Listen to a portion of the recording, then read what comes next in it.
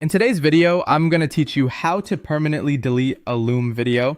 By the end, you'll know exactly where to go and what to click so the right recording is removed from your account with no surprises. Start by heading to the Loom login page and signing in. Use the same credentials you normally do, and if you have access to multiple workspaces, make sure you're in the correct one so you're managing the right library of videos.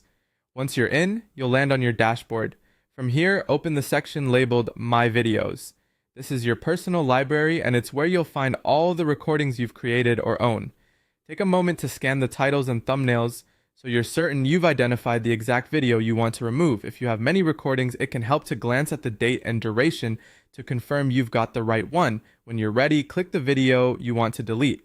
This opens the video details page and gives you access to the controls you'll need. Look for the options menu shown as the three dots or ellipsis like this.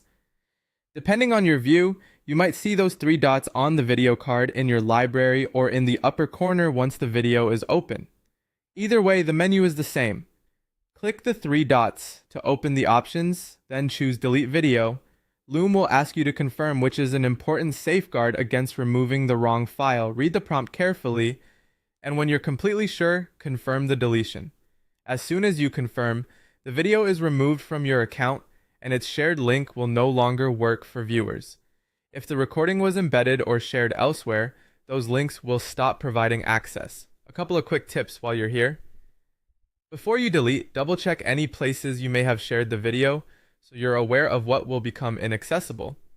If you collaborate in a team workspace, make sure removing this recording won't impact anyone's workflow or documentation. And if you rely on titles that look similar, consider previewing a few seconds first to verify you've selected the correct file. That's all there is to it.